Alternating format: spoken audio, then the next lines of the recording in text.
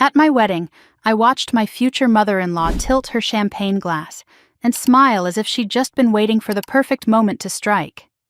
100 guests had fallen silent around her, the string quartet still playing something elegant and useless in the background.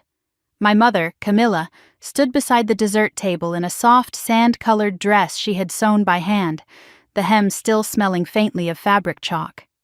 She looked so small in that room, so careful, so out of place, and I hated that she could feel eyes crawling over her. Then Beatrix Lorne leaned toward a cluster of women, not whispering, not hiding, just letting her voice glide through the air like a blade. "That's not a mother," she said. "That's a mistake in a dress." Laughter rippled around her, bright and cruel. Someone covered their mouth, someone else lifted a phone, and my fiancé, Grayson, laughed too. Just a soft laugh, a reflex maybe, but enough to split something open inside me. I didn't laugh. I didn't move. My fingers curled around the edge of the table as if I needed to hold myself upright. And then, without thinking, without planning, I stood. Chairs scraped. Glasses rattled. A hush swept through the hall so quickly it felt like the whole room inhaled at once. "This wedding is over," I said. 100 people stared at me as if they were watching a chandelier fall in slow motion. And that was the moment everything began. Not the humiliation, but the collapse waiting behind it. The hall at Lorne Bay Estate looked like it had been built for royalty, not for real people. The ceilings were so high they swallowed sound. The white columns were polished enough to catch reflections of passing guests, and the chandeliers flickered like stars suspended in crystal cages. It was the kind of room where you were supposed to feel lucky just being invited. I felt trapped the second I walked in. I sat at the head table dressed in a gown that cost more than a month of rent for most people I knew. And yet all I could think about was my mother sitting a few chairs away, smoothing the folds of her dress with shy fingers. Camilla had altered that dress herself the night before, straightened the seams, trimmed the waist, added tiny pearl buttons down the back. It wasn't a designer piece, but she made it look like one. That's what she'd always done. Taken what little she had and made it beautiful. Fallon Lorne, Grayson's younger sister, sashayed past wearing a gown that glittered under every light. She threw my mother a look, one of those lazy glances that took inventory and categorized her in a single second. She leaned toward her friend and whispered something. The girl giggled. I didn't catch the words then, but I would later. "She looks like she wandered in from a thrift shop." My mother kept adjusting her napkin, every movement small, contained. She had spent her whole life learning to shrink in rooms like this, to avoid giving people a reason to notice or judge her. Every time she smiled at me, it was the kind of smile that said she was fine, even if she wasn't. Grayson sat beside me looking perfectly at home, polished, calm, every hair in place. He kept touching my wrist lightly as guests came to compliment him on the venue, the decor, the Lorne family legacy. No one asked about my family. No one asked how Camilla felt or whether she needed anything. They talked over her, around her, past her. The photographer drifted by with his camera, snapping pictures of centerpieces and champagne towers as if documenting a museum exhibit. I watched him avoid pointing his lens at my mother. She was not a Lorne. She was not part of the aesthetic they wanted. Then Beatrix appeared, smooth, immaculate, floating more than walking. She placed a manicured hand on my shoulder and said, "Smile, sweetheart. Today is about image as much as love." The words slid down my spine like cold water. She didn't wait for my reaction. She moved on to greet donors and executives, people she actually cared to impress. A few minutes later, I overheard 2 older men at the next table. "That's the mother?" one asked. "Doesn't look like she belongs here." The second man chuckled. "Well, they can't all be Lornes." I tried to swallow the burn rising in my throat. This was my wedding day, and I was already counting down the minutes until it ended. Grayson noticed my silence and nudged me. "Hey," he murmured, "don't look so tense. My family jokes like this all the time." Jokes? I repeated quietly. He shrugged, offering a half smile that didn't reach his eyes. Just don't take everything so seriously. He said it like I was unreasonable, like the issue wasn't the disrespect but my reaction to it. The quartet shifted into another song. Servers floated through with trays. The smell of roses warmed under the lights. Everything around me looked picture perfect, but something inside me felt off balance, like a building with a cracked foundation. I kept checking on my mother. She picked at her salad, nodding politely whenever someone spoke near her, even if they weren't speaking to her. Her hands were steady, but her eyes were dim. And that scared me more than anything, because my mother didn't dim, not for anyone. Then came the moment that tipped everything. Beatrix stood near the champagne tower chatting with a group of guests. Her voice was light, almost musical. Grayson had stepped away to greet someone from his father's firm. I was making my way back to the table when I heard her say it, loud enough to be heard but soft enough to pretend she wasn't being cruel. "The bride looks stunning," she said. "Exactly the kind of elegance we showcase." She paused, delicately poised her champagne flute, and added, "But the groom's mother? When she walked in, I thought she was someone's +1. Truly, that's not a mother. That's a mistaken address." The laughter that followed wasn't the loud, raucous kind. It was sharp, bright, the kind that cuts because it pretends not to. My breath froze in my lungs. Caitlin, the cousin who was always eager to impress Beatrix, giggled behind her hand. Fallon grinned without shame. The guests around them chuckled in approval, drinking in the cruelty as if it were part of the evening entertainment. But the moment that cracked me open, the moment I will never forget, was when Grayson returned just in time to hear it. And laughed. Not a booming laugh, just a little puff of amusement. A small exhale. But enough. More than enough. Enough to tell me exactly where I stood in his world. Enough to show me he would never protect my mother. Never choose us. Never see her as anything but an inconvenience. My hands went cold. My vision tunneled. The string quartet kept playing but faded to a distant hum. It felt like the room had stretched itself into a long, narrow corridor, and I was standing alone at the end of it. My mother brushed past me, touching my arm gently. "It's okay, mija," she whispered. "Just one night. Let's get through it." One night of swallowing insults, one night of pretending their cruelty was culture, their condescension was charm. One night too many. I pushed my chair back. The scrape echoed across the marble like a warning bell. People turned, cameras lifted. The quartet faltered and fell silent. A server froze mid-step, balancing a tray of champagne. I walked toward the microphone. I didn't plan a speech. I didn't have one. My voice simply came out, steady and calm and colder than ice. "Thank you all for coming," I said. A soft wave of uneasy laughter fluttered through the room. "This wedding is over." Gasps. A glass shattered somewhere near the back. Someone whispered, "Is she serious?" Someone else hissed, "This is going to be a PR disaster." Grayson stood rooted, his face pale. "Nora, don't do this," he whispered. But I wasn't doing anything. I was undoing. I returned to my mother and held out my hand. "We're leaving." She shook her head, tears brimming. "No, baby, don't do this because of me. I'm doing this for us." I walked her out of that hall filled with gold and cruelty, through those towering doors that suddenly seemed less impressive and more like prison gates. The night air hit us like a baptism, cold, honest, real. And as we reached the parking lot, my phone buzzed.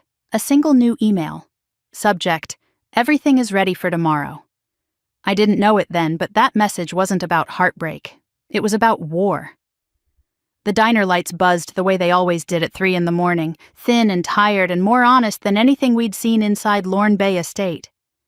My mother sat across from me in our usual booth, the one with the rip in the vinyl patched with duct tape, as if nothing extraordinary had happened just hours earlier. She fixed a napkin on her lap, hands trembling only when she thought I wasn't looking. Outside, the parking lot was wet from a light rain, and every time a car passed, reflections rippled across the window like ghosts drifting by. I wrapped my fingers around the mug of coffee, letting the heat anchor me. The adrenaline from the wedding had drained out of my body, leaving a hollow ache right under my ribs.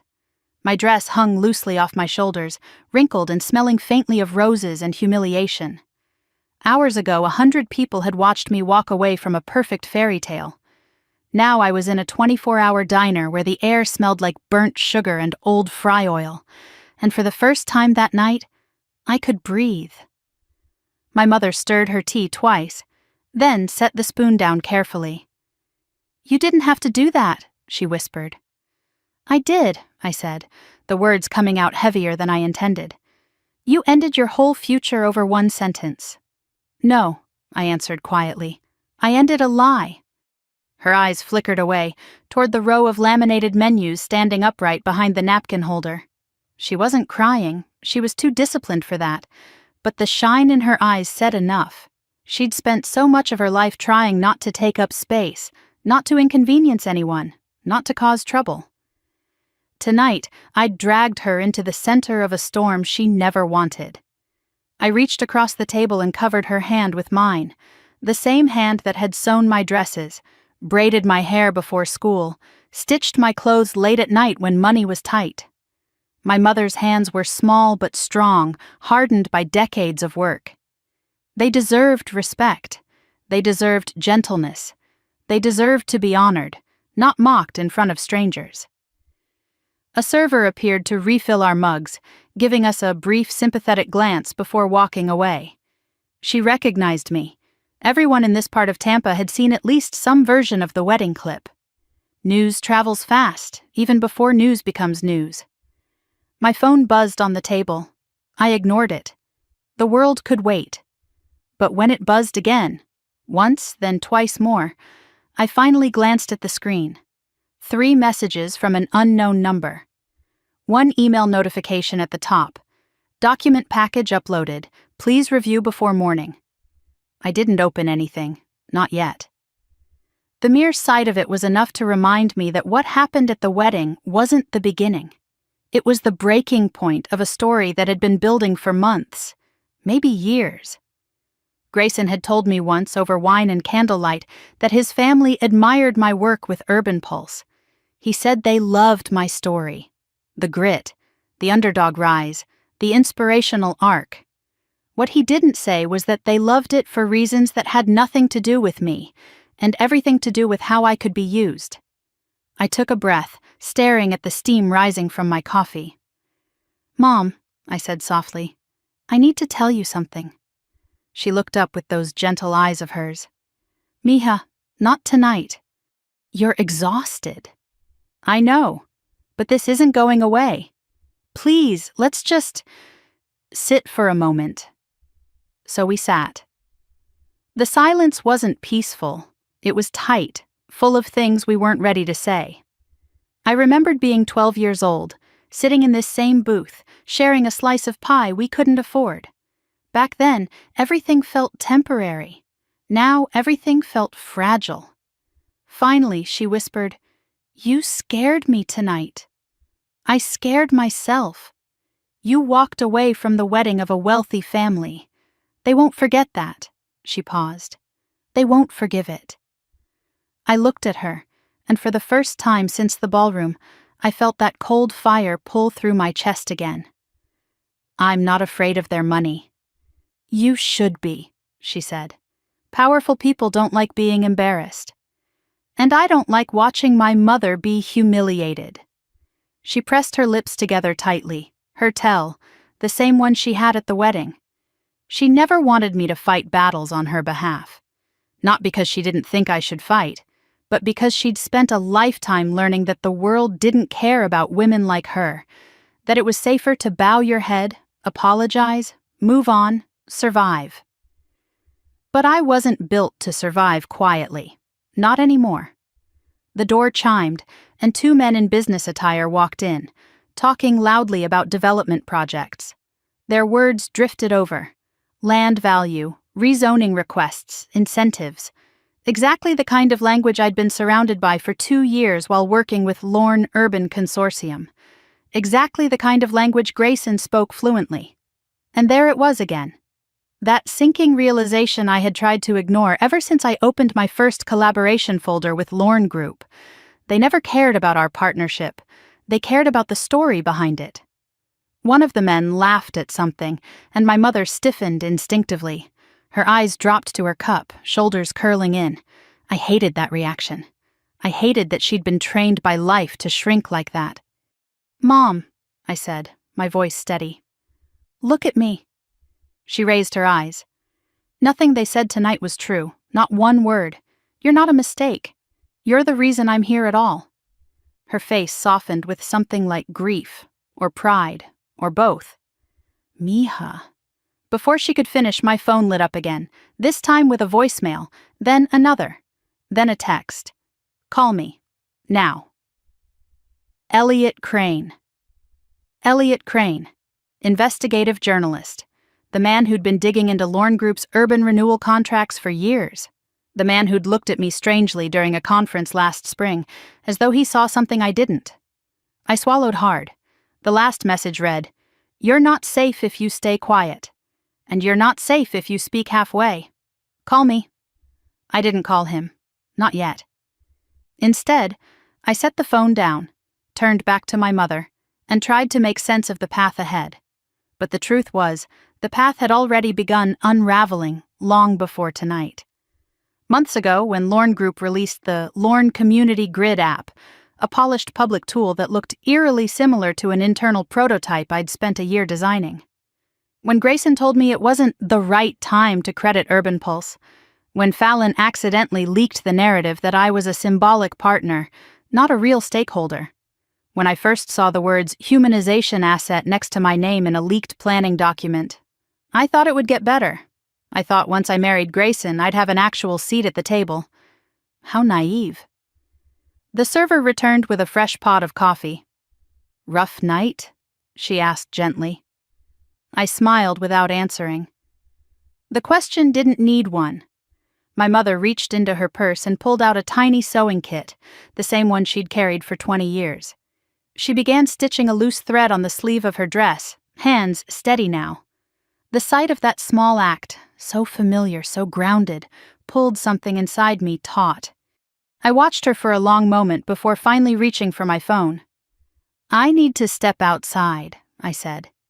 She looked worried but nodded.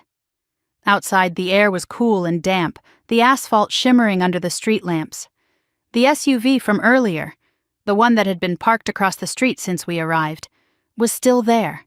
Engine off, windows dark. A shiver ran up my spine. I hit call. Elliot answered on the first ring.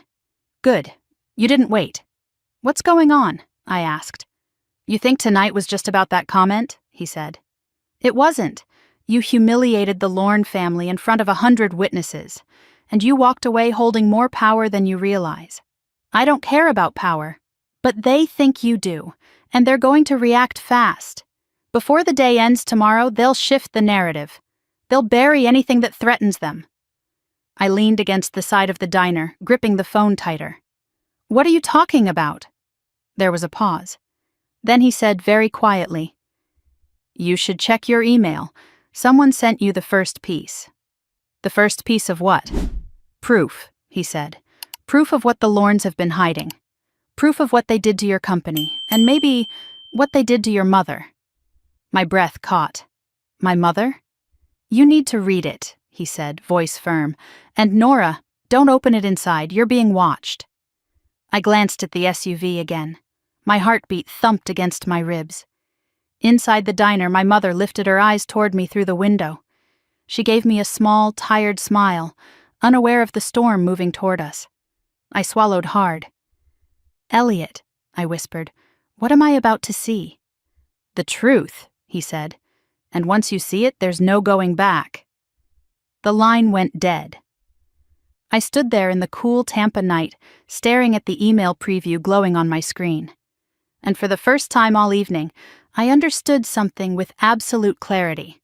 Walking away from that wedding wasn't the final blow. It was the first one.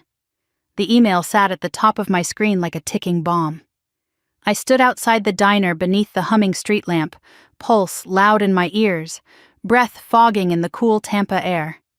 The subject line was simple, almost polite. Initial documents attached. Review ASAP. Nothing alarming on the surface, nothing dramatic. But the second I tapped it open, the world tilted. The first page was a scan of a contractor ledger under Lorne Urban Consortium's Lincoln Renewal Project. I expected numbers, maybe some inflated budgets, maybe a few ghost vendors. The usual breadcrumbs Elliot had hinted at months ago. I did not expect to see the address of a condemned property in East Paloma, my grandmother's old house.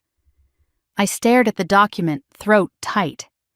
The last time I had set foot on that cracked porch, I was 12, clutching a backpack while my mother negotiated with a landlord who had decided he didn't rent to single mothers anymore. That house had been the final exit point before our lives collapsed into the small apartment above the auto shop. It was the beginning of everything hard and everything we had survived. Now the same address sat on a spreadsheet of properties, acquired through accelerated displacement measures. A sterile phrase for something violent. Below the address was a signature. Approved by M. Lorne. Martin Lorne, Grayson's father. My fingers went cold. The next page revealed payment transfers to an entity called Sunlight Integrated Services, a contractor supposedly hired to conduct relocation assistance. But the amount they charged, nearly 5 times the normal cost, had no receipts, no logs, no documentation. The final line was highlighted. Services performed. Familial eviction review. I stared at the words. I read them twice, then a third time. Familial eviction. My chest tightened, breath shrinking in my lungs. I tried to make sense of it, piece it together. Why would Lorne Group be involved in something that far back? Why would they have records tied to the house where my grandmother died, the house where we'd lived until a landlord forced us out? Unless they weren't just another landlord. Unless the hand pushing us out of that home had always been theirs. A memory unspooled suddenly, my mother crying quietly in the kitchen, thinking I was asleep, whispering to herself, "They said they'd make sure we couldn't come back. They said we were a liability." Back then, I thought she meant the landlord. But what if she hadn't meant him? I swallowed hard, fighting the rising panic. I needed air. I took 2 steps away from the diner door before it swung open. My mother stepped out, her eyes widening when she saw my face. "Nora, you're pale. What happened?" I couldn't tell her. Not yet. The truth felt too big, too sharp. It would cut her before I had a way to protect her from it. "Just work stuff," I lied weakly. She wasn't convinced. Of course she wasn't. My mother could read my soul from across a room, but she didn't push.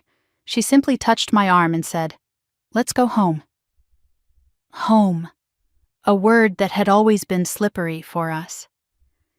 We drove back to her apartment in silence, the kind of silence full of everything we weren't ready to say. When we arrived, she went straight to her room to change. I stayed in the living room on the couch, staring at the document on my phone as if the numbers might rearrange themselves into something less horrifying. Then the screen dimmed, and another email popped up, from the same unknown sender. "Next drop tomorrow. Be ready. And don't trust anyone who tells you this isn't what it looks like." I locked my phone and set it face down on the coffee table. My pulse was still racing. I had to think. I had to breathe. I had to separate emotion from fact. But emotion was a fact. Especially when the paperwork was tied to the home where my mother had begged for another week before the landlord threw us out. Especially when the signature belonged to the man who had welcomed me into his mansion years later with a glass of champagne and a speech about philanthropy. The room felt small suddenly. Too small. I stood and walked into the kitchen, leaned against the counter, tried to steady my breathing. This wasn't just about their arrogance at the wedding. This was something older, something deeper, something woven into the soil of my childhood. Mom walked in wearing her pajamas, a faded t-shirt and cotton pants, and she looked younger like that, softer, almost like the mom I remembered before everything went hard. She paused when she saw me gripping the counter. "Baby," she whispered, "tell me." I closed my eyes. "Do you remember the house on Gable Street?" Her lips parted, and I saw the past flicker across her face. A mixture of grief, shame, and something that looked like fear. "Yes," she murmured. "Do you remember how we lost it?" Her gaze dropped. "Nora, I need to know, Mom. Was there more to it? Did someone force us out?" She hesitated for a long time. Too long. My stomach dropped. "Mom?" She sank into a chair, hands clasped. "I didn't want you to ever carry that weight," she said softly. "You were so young. Tell me." She exhaled slowly. "The landlord wasn't the only one behind it." I felt the world tighten around me. "There were investors," she whispered. "Developers who wanted the block cleared. They said we didn't fit the image they wanted. And when I asked for time, one of their representatives told me, 'Those who can't keep up with progress get replaced.'" My heart hammered so loudly I barely heard her next words. "I didn't know who they were," she continued. "I never saw names. Just a company letterhead. Something with a sun on it." My knees weakened. Sunlight Integrated Services. The name on the ledger.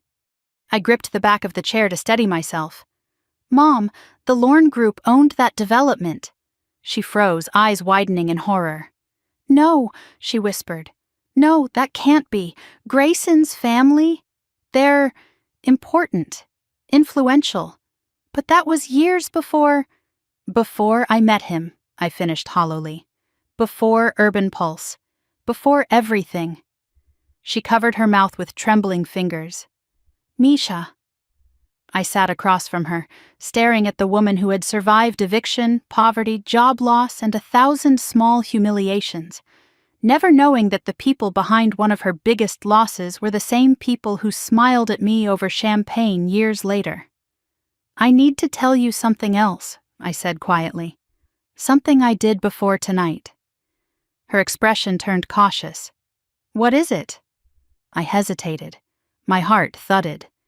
But she deserved the truth, at least part of it. "For months," I said slowly, "I've been buying shares of Lorne Urban Consortium. Through shell companies." Quietly. Her eyes widened. "Why would you do that?" "Because they were using my work, because they were erasing me, because I needed leverage." She stared at me as if seeing me for the first time. Not as her daughter, but as someone carrying a storm. "How much do you own?" she whispered. I swallowed. "Almost half." She let out a shaky breath. "Nora, this isn't small. This could get dangerous." "I know." "You're fighting an empire." "No," I said, leaning forward. "I'm fighting the people who thought they could rewrite my story. And yours." A tear slipped down her cheek. Not because she was afraid, because she understood. And because she saw exactly what tonight had unleashed inside me. Before either of us could say more, a soft tap came at the window. A single sharp knock. We both turned. The SUV from the diner was parked across the street. Watching. I inhaled sharply, pulse spiking. "Mom, go to your room," I whispered. She didn't argue, not this time. I walked to the window slowly, carefully, my reflection faint against the glass. I couldn't see the driver. The windows were too dark. My phone buzzed again. A text from Elliot. "They know you have the documents. Whatever you do next, don't do it alone." I stared out at the street, at the SUV, at the shadow inside. And then, for the first time since the ballroom, a strange calm settled over me. Because I wasn't the girl from Gable Street anymore. I wasn't the outsider begging for space at someone else's table. I had leverage. I had proof. I had power they never saw coming. And tomorrow, I would walk into Lorne Tower not as a bride, but as the one person capable of destroying their legacy from the inside. The sun hadn't risen yet when I stepped outside, but the sky had already begun its slow shift from black to bruised purple. My mother was asleep in her room, door slightly cracked the way she always left it, an old habit from years when every noise might have meant trouble. I stood in the living room for a long minute, staring at the documents spread across the coffee table. The ledger, the property records, the signatures, the proof that the Lorne Empire had touched my life long before I ever touched theirs. My phone buzzed with another message from Elliot. They'll try to control the story today. Move first. That was enough to push me into motion. I printed out 3 copies of the documents, slid them into a slim folder, then stepped into the cold morning air. The SUV that had been watching us the night before was gone, but the feeling wasn't. I kept scanning every shadow, every parked car, every window. The quiet suburban street felt too still, too expectant. The drive downtown took 20 minutes, but it felt longer. Every red light tightening the coil of anticipation inside my chest. When Lorne Tower came into view, rising above the skyline like a sharpened blade, my stomach clenched. I'd walked through those glass doors dozens of times before, always with a curated invitation, always welcomed with a polished smile. This morning, I wasn't sure what I'd find waiting for me. I parked in a public lot 2 blocks away. No security cameras, no license plate scanners. I'd learned enough from Elliot to know better than arriving through the underground garage. Each step toward the tower felt like walking deeper into enemy territory. When I entered the lobby, the receptionist, a young man with perfect hair and nerves showing in his jawline, looked up sharply. "Oh," he breathed, almost in relief. "Ms. Velasquez, they asked me to let them know the moment you arrived." His voice trembled. "Everyone's been looking for you." Of course they had. The wedding wasn't even 12 hours old. The clip had already been trending online. The Lorne PR team had probably been awake all night crafting an explanation, a spin, a lie. I leaned in and lowered my voice. "Would you mind not announcing me just yet?" He blinked. They said it was urgent, and I'm saying it's personal." He hesitated only a second before nodding. "Elevators are open." I stepped inside the mirrored elevator and watched my reflection warp slightly in the curved glass. My hair was pulled back in a tight low ponytail, my black suit clean and fitted, the folder under my arm held like a weapon. I looked nothing like a runaway bride, and nothing like the girl from Gable Street.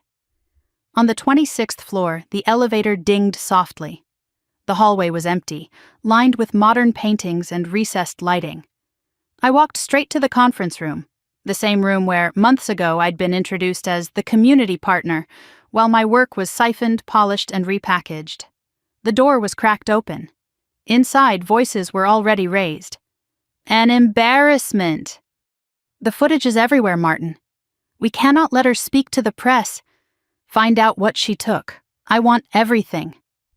I stepped inside, and the room snapped into silence. Beatrix Lorne stood near the head of the table, her face pale under flawless makeup. Martin was red, furious, pacing like a caged bull.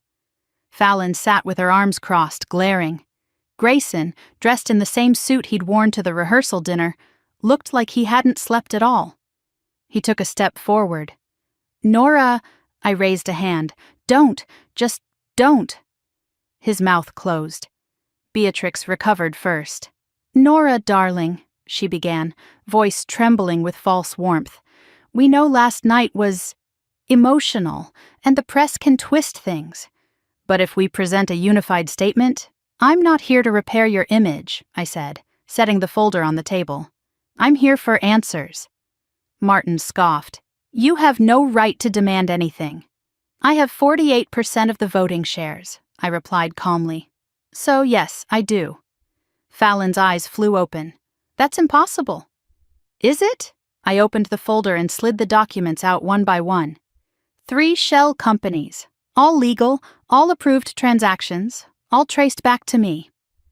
Grayson's face drained of color. "Nora, when you were busy taking credit for my designs," I said. Beatrix's mouth opened and closed like she was struggling to breathe. "You bought into us? Without telling anyone?" I met her gaze. "You didn't give me a seat at the table, so I built my own." Martin slammed a palm onto the table. You won't get away with this. I already have. I pushed the first document toward him. But that's not why I'm here. He glanced down, eyes narrowing. What is this? Property acquisition logs, I said. From the Lincoln Renewal Project. Fallon leaned in. So what? That's public. Check the address. They looked closer. Then Martin's face twisted. Beatrix staggered back a step. Fallon blinked as if trying to make the words rearrange themselves. Grayson whispered, Gable Street. Isn't that? My grandmother's house, I said. The house my mother grew up in. The house we were evicted from. The house you bulldozed for a project you never completed. The silence that followed was suffocating. Beatrix lifted a hand to her chest. Nora, we had no idea. I cut her off. Your signature says otherwise. Martin jabbed a finger at the document. I sign dozens of things every week. I don't look at every... That's the problem, I snapped. You destroy lives and call it paperwork. Grayson stepped forward, voice shaky. Nora, please, you have to believe me. I didn't know. If I had... You laughed, I said. Last night. When your mother insulted mine. So, no... You don't get to say you didn't know what cruelty looks like. He flinched as if I'd slapped him. Beatrix's voice thinned. Even if mistakes were made, and I'm not admitting they were, what exactly do you plan to do with this? Blackmail us? I met her stare without blinking.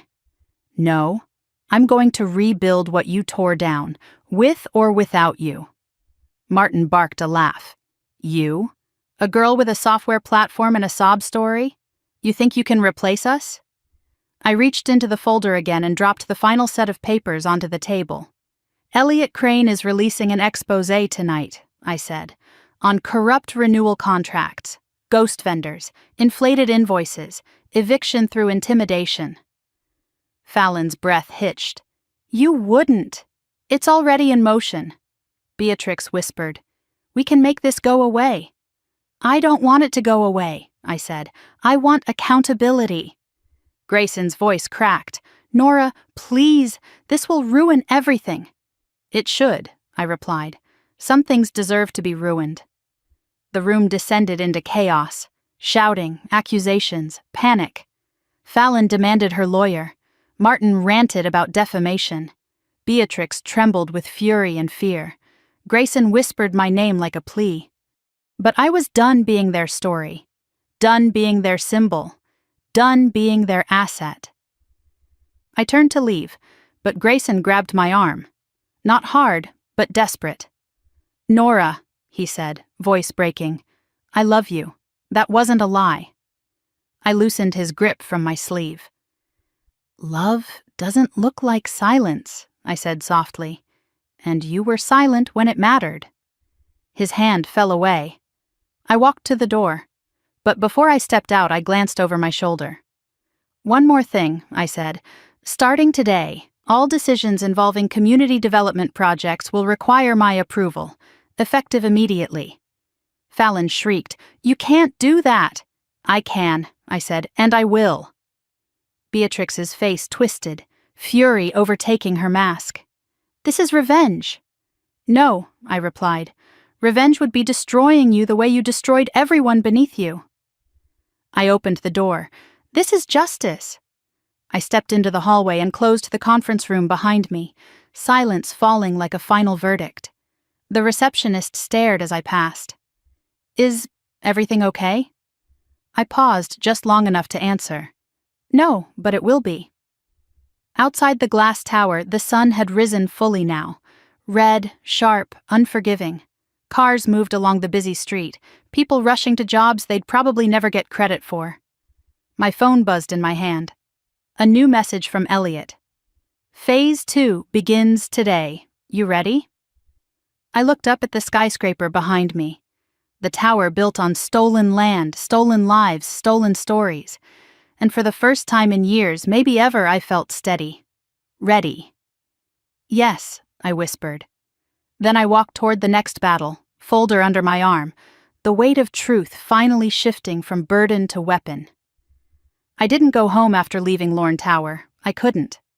My mind was too loud, my pulse too sharp, my body too keyed up to sit still on a couch while the world I'd just detonated began shifting into a different shape. Instead, I drove straight to the only place I knew would feel solid under my feet, the old Urban Pulse workspace in East Harbor, a renovated warehouse that still smelled faintly of sawdust and code. When I stepped inside, the lights were dim except for the row of desk lamps left on by the night shift interns. The hum of servers filled the space like a heartbeat. It was the sound of something alive, something honest, something I built. My partner and co-founder Daniel Mora looked up from a cluster of monitors, his dark hair tied back, his expression somewhere between confusion and alarm. "Nora, it's barely 7 a.m. What happened?" He took one look at my face and stood. "Oh God, it's worse than I thought." I dropped the folder onto the main table. "The worst part is that it's exactly what we thought." He opened the documents without another word. I watched his expression shift from curiosity to grim understanding. "This is Lorne's internal ledger," he murmured. "And this address, Nora, this is my grandmother's house," I said. He sat back slowly, eyes scanning the highlighted lines. "They evicted your family. Under the same development umbrella they later used to court you as the community face of their brand?" "Looks like it." "And Grayson never told you?" "No," I said. "He didn't know, and honestly, I don't care anymore." Daniel dropped the pages onto the table. "This is corporate cannibalism disguised as philanthropy." Then he exhaled heavily. "So what's the next move?" For the first time that morning, I felt the swirl of exhaustion pull at my ribs. "I need you to help me prepare for what comes next. Elliot's timing his exposé for tonight. Lorne Group will try to bury it or twist it before it hits the surface. They'll paint me as unstable, emotional, jilted bride, angry minority girl from a broken home, anything to take eyes off the truth." Daniel nodded, jaw tightening. "Then we get ahead of them." I sat at my desk and powered up my workstation. The screen flooded with notifications, messages from reporters, colleagues, city officials, acquaintances suddenly pretending to care, and people I barely knew offering sympathy or requests for interviews. I ignored them all. Instead, I opened the encrypted folder Elliot had sent hours earlier, a secondary set of files labeled Phase 2. Inside were more contractor records, internal emails, payment approvals, and something that made my stomach drop. A photograph of a group of men in suits standing near a chain-link fence at Gable Street, smiling with the kind of satisfaction that only comes from acquisition. One of the men was Martin Lorne. Another was wearing a Sunlight Integrated Services badge, and standing just behind them was a younger Grayson. Daniel leaned over my shoulder. "Is that?" "Yes," I said. "Do you think he remembers being there?" "I don't know." My fingers clenched on the edge of the desk. But memory or not, the fact is he stood on the land where my family was being forced out. Then the truth needs to be told. A long breath left my lungs. It will be. Daniel and I worked for the next 2 hours refining a statement, preparing a press packet, and strengthening the presentation I'd planned to deliver to the city's oversight committee later in the week. I was meticulous, not out of fear, but out of necessity. When powerful people are cornered, they don't fight fair. Daniel made coffee while I reviewed the files again. "You know they're going to try to spin it," he said, placing a mug beside me. "They'll say the acquisition was legal, that evictions were routine, that you're taking it personally because of the wedding." I nodded. "That's why the numbers matter, the missing invoices, the inflated payments, the ghost vendors. It's bigger than my family. It's everyone they've displaced." "And you're about to become the face of that story." I looked at him. "I don't want to be the face." "I know," he said, "but you're the only one who can." We kept working until my eyes burned and my hands trembled slightly from the caffeine. By 9:45, news alerts began popping up. Breaking. Billionaire Lorne family faces. Scandal after wedding disruption. Bride walks out. Urban Pulse founder ends ceremony. After insult toward Mother Insider, claims Lorne Group is in crisis mode. After public wedding collapse. I turned off the notifications. A voice echoed from the far end of the warehouse. So it's true. I looked up. Talia Reyes, our lead designer, stood with her arms crossed, her expression dark. She was wearing a hoodie and leggings, hair pulled into a messy knot, her usual morning mode, except this morning her eyes were sharper, colder. You broke the internet, she said, and you walked into Lorne Tower this morning? Alone? Yes. She whistled softly. Ballsy. Daniel shot her a look. This isn't a game. I know, she said, which is why I'm asking, what's the plan?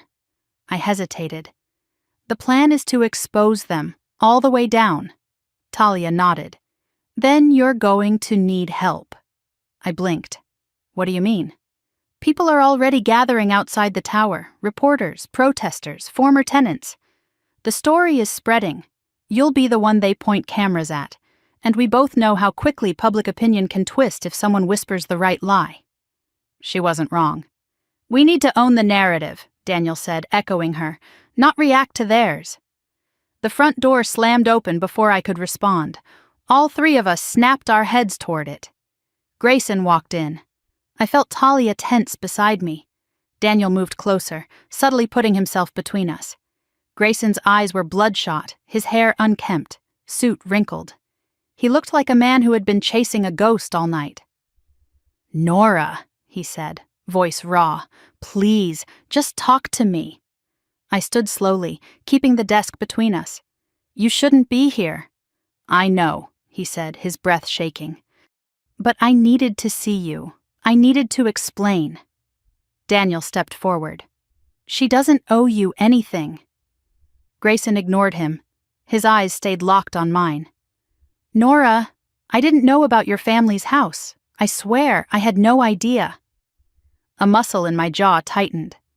That photo says otherwise. What photo? He looked genuinely confused, and for a moment doubt flickered through me, until I remembered what he had done last night, how he'd laughed, how he had let his mother humiliate mine without blinking. Even if you didn't know then, I said softly, you know now. He swallowed hard.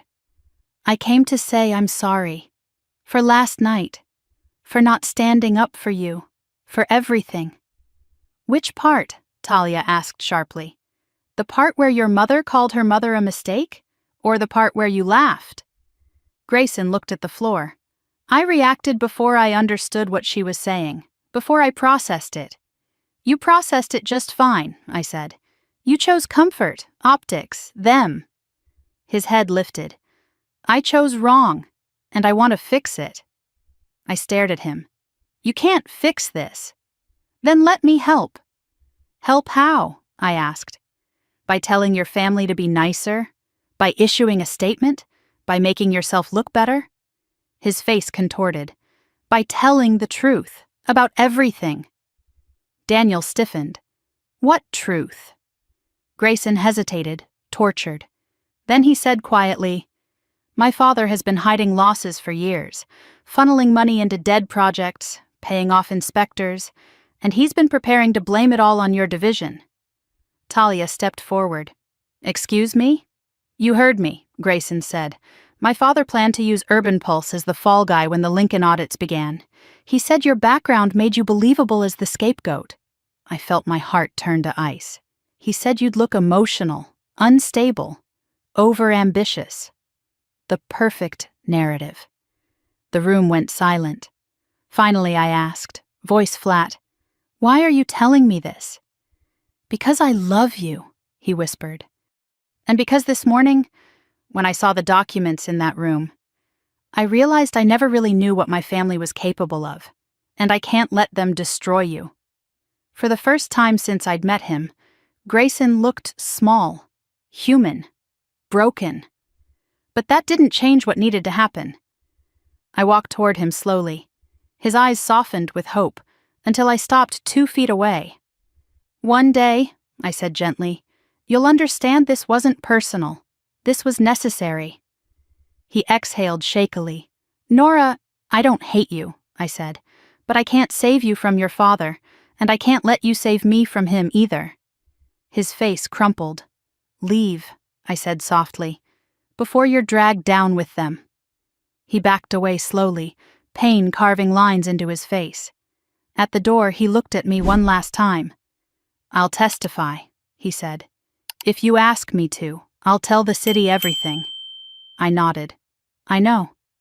But I didn't ask it of him. He left. Silence lingered long after he was gone. Finally, Daniel cleared his throat. "So," he said quietly, "that was something." "It changes nothing," I murmured. Talia folded her arms. "Then what's next?" I lifted the folder again, the truth heavy in my hands. "Next," I said, "we finish what they started. And bring down the house they built on other people's bones." The rain started just as I stepped out of the warehouse. Not a storm, just a thin, steady drizzle that blurred the skyline and made the pavement shimmer like oil. I pulled my hood up, folder tucked against my chest, and walked toward the alley where Elliot said he would meet me. The alley ran behind a row of old brick buildings, dumpsters lined up like slumped soldiers, graffiti bright under the flickering street lamp. He was already there. Elliot Crane leaned against his car, one foot propped on the bumper, camera bag slung over his shoulder. He looked exactly the way an investigative journalist should look, rumpled, sharp-eyed, exhausted, and dangerous in the way truth-tellers always were. "You look like you've been awake for 3 days," he said as I approached. "I have?" He smirked faintly. "Good, you'll need that kind of crazy." I handed him the folder. "Everything you sent has been cross-checked. Daniel's helping me build an audit trail." He flipped through the pages, eyebrows lifting. "You walked into the tower this morning, alone. You realize how reckless that was?" "Necessary," I said. "They needed to know I'm not afraid." Elliot snorted. "Fear isn't your problem. Rage is." I didn't deny it. He waved me closer to the trunk of his car, popping it open. Inside were 3 more folders, all marked Federal Review, Draft. I felt my pulse skip. "What is this?" I asked. "Phase 3, he said. "These files need your confirmation. They tie the Lorne Group to early acquisitions in 5 cities, not just Tampa. They show a decade of predatory redevelopment dressed up as urban revival. And," he tapped one folder, "they include something you need to see before tonight." He handed it to me. I opened it, and the world tilted again. Inside was a photograph, grainy telephoto, taken through a car window. My mother, Camilla, walking out of a grocery store carrying 2 bags of produce. Behind her, a man with a camera slung across his chest followed at a distance. The timestamp in the corner was from 3 weeks earlier, before the wedding, before any of this had exploded. "What is this?" I whispered. "A surveillance record," Elliot said. "One of the internal whistleblowers leaked it. The Lorne Group hired a firm to follow you and your mother. They tracked your routines, your meetings, your home." My throat closed. "They were preparing to use anything they could against you," he continued. "Pictures, conversations, locations. They wanted leverage." "Why my mother?" My voice cracked. "Because vulnerable targets break easier," he said, "and because they assumed she was your weakness." I gripped the folder hard enough that the pages bent. "She's not my weakness. She's my anchor." "That's why it didn't work on you," he said quietly. "But it will matter in the hearings. You'll need to brace her for questions." Anger slid through me slowly, a tide rising. "How much do you know?" I asked. "Enough," he said. "Enough to know they were preparing a narrative in case you ever pushed back. Enough to know they feared you more than they respected you. Enough to know they planned to turn Urban Pulse into a fall guy if anything blew up." I closed my eyes, inhaling deeply. "We expose everything tonight." "We do," Elliot said, "but you need to understand something." I looked at him. "The moment the story goes live, you become a threat they can't control. They might not touch you directly. They're too public for that, but they will try to discredit you, overwhelm you, smear you, and if that fails, they'll weaponize the legal system." "I'm ready." "No," he said softly. You're not, but you're doing it anyway. That's something else entirely. He shut the trunk. Come on, he said. There's someone you need to see. We drove 15 minutes to a quiet residential block on the city's west side. Single-story homes lined the street, some freshly painted, others sagging from neglect.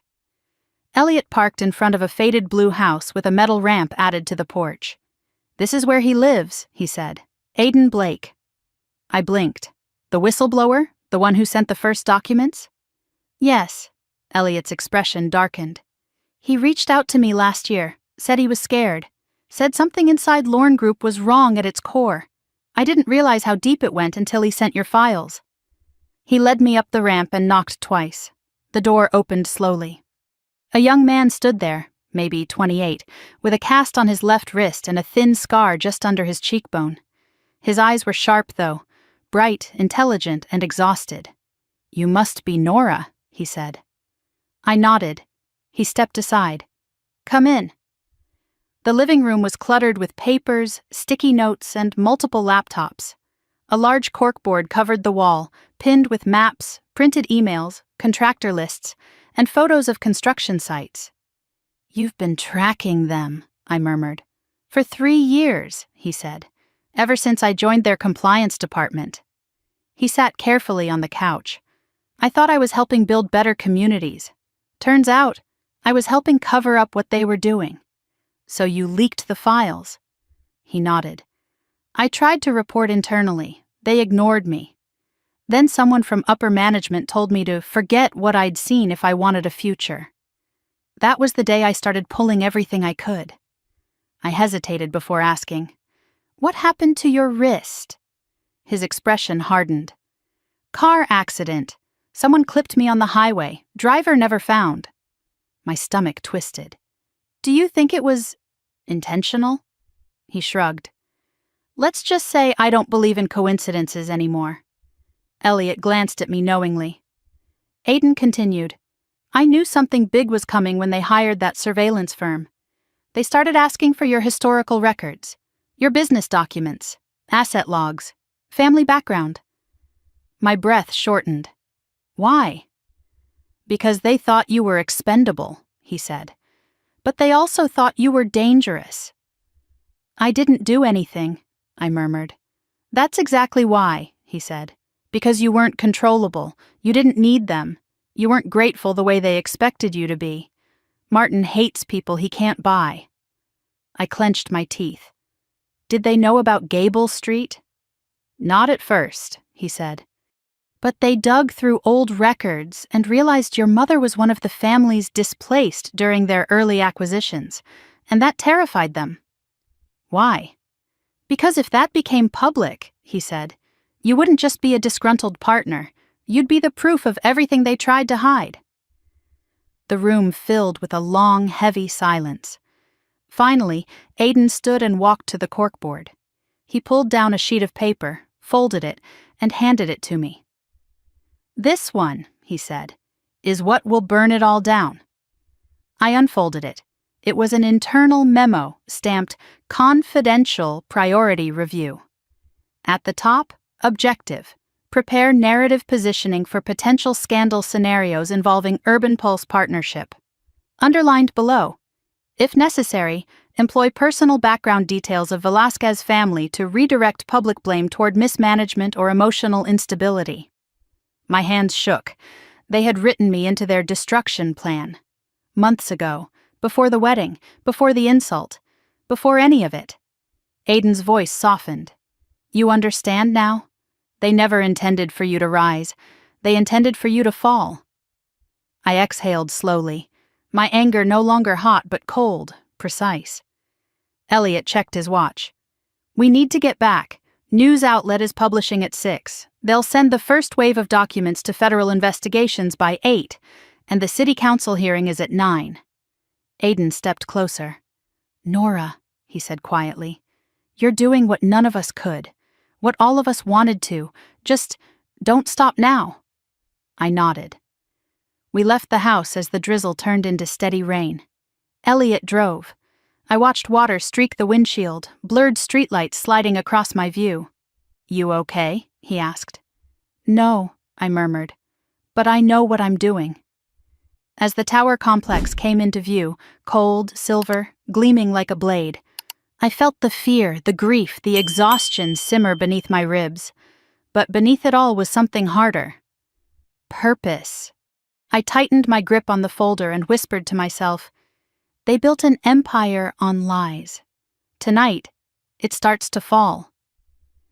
The rain had stopped by the time we reached the downtown district, but the streets were still shiny, the pavement reflecting skyscrapers like dark mirrors.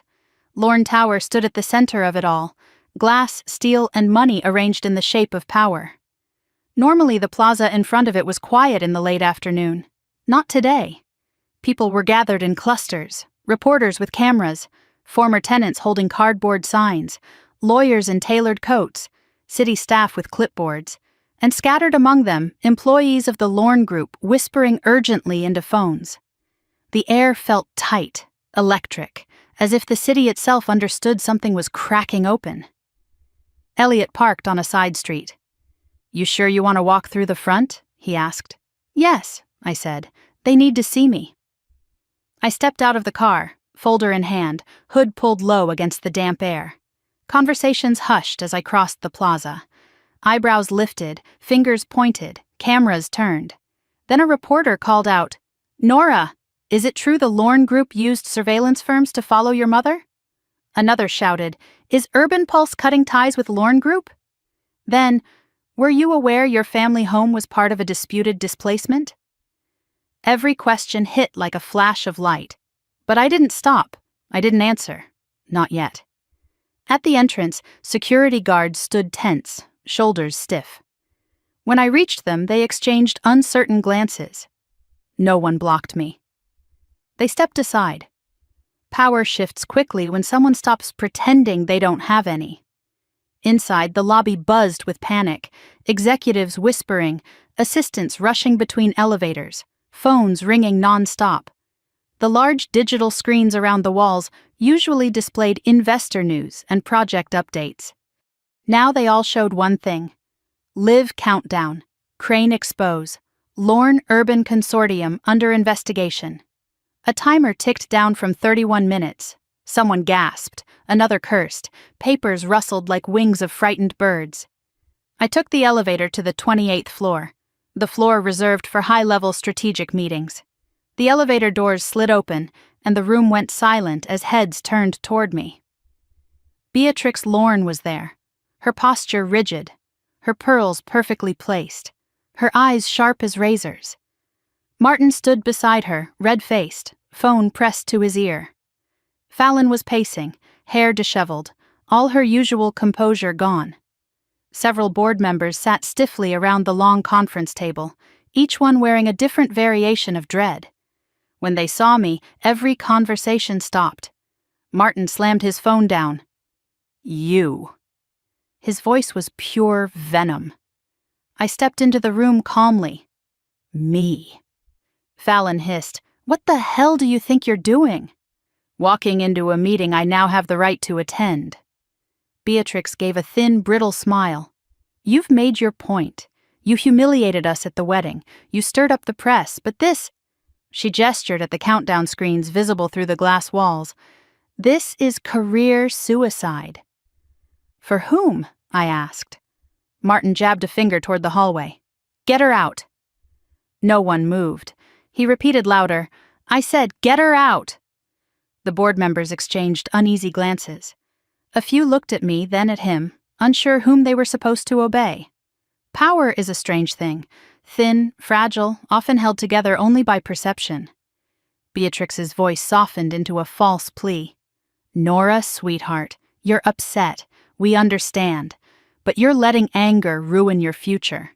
If you retract your claims, if you step away from this childish crusade, we can fix everything. We'll issue a joint statement. Say you were overwhelmed, emotional." There it was, the narrative they had rehearsed, the one written in that internal memo. Emotional instability, overreaction, woman from a modest background who wasn't used to the pressures of power. I set the folder on the table. No. Martin banged his fist again. You think you can destroy us? You destroyed yourselves, I said quietly. I'm just turning on the lights. Beatrix's expression cracked. You don't understand the scope of what you're unleashing. I understand it perfectly. I tapped the folder. Do you want to see the eviction record? Or the surveillance logs? Or the memo where you planned to use my mother's background against me? Fallon's face blanched. You saw that? I saw everything. Beatrix's mask slipped for the first time. You were never supposed to see those. I held her gaze. But I did. A board member cleared his throat nervously. Mrs. Lorne, if these documents are real, we could be facing— They're fake, Martin snapped. All of them. Doctored. She's manipulating you all. I slid a single page toward him. Then why is your signature on them? He froze. Silence washed through the room like cold air. Fallon sank into a chair. Dad, tell me this isn't real.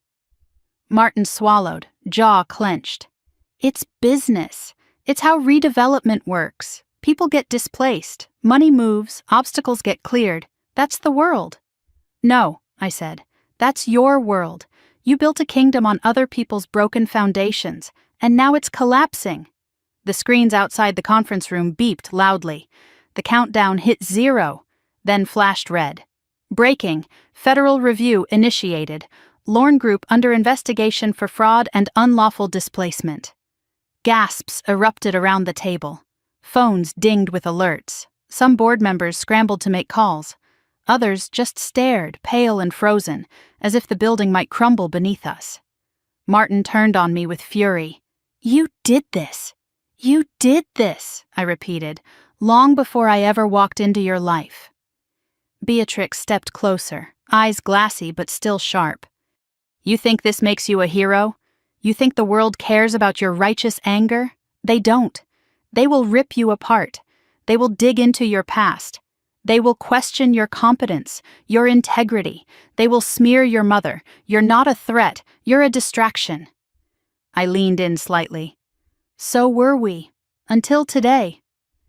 For the first time since I'd known her, Beatrix flinched. Martin grabbed his briefcase. This meeting is over. No, I said. It's not. I pulled a final document from the folder and slid it to the center of the table, a notarized affidavit from Aidan Blake. This is from a member of your own compliance department, I said. He details your shell companies, your hidden accounts, the inflated budgets, the contractors that don't exist, and he's already given a copy to federal investigators. Beatrix sucked in a breath. You don't know what you're doing. Oh, I do, I folded my hands. Because you forgot something important. The people you step on eventually learn to stand. Fallon buried her face in her hands. We're finished. No, I said. You're accountable. The room spun into chaos. Phones ringing, voices rising, board members arguing in overlapping shouts. Beatrix and Martin were already strategizing in frantic whispers. Fallon was sobbing quietly. And through the glass walls, the newsroom screens continued flashing updates. I stepped out of the conference room and walked toward the elevators, breath steady, heart strangely calm. I had expected fear, or vindication, or anger. Instead, I felt clarity. The elevator dinged open. Grayson stood inside. His eyes were rimmed red, like he'd been crying or hadn't slept at all. When he saw me, he inhaled sharply. Nora, he said, voice barely audible. It's happening. Yes, I said. He swallowed. My father, my mother, they're losing everything. I nodded once. They built it on lies. It was always going to fall. He stepped aside so I could enter. Can I ride with you? I hesitated, then nodded. We stepped inside. The doors slid shut. He looked at me, pain carved deep in his face. I'm sorry, he whispered, for everything. I know, I said quietly, but this isn't about us anymore. He nodded, brushing a tear from his cheek.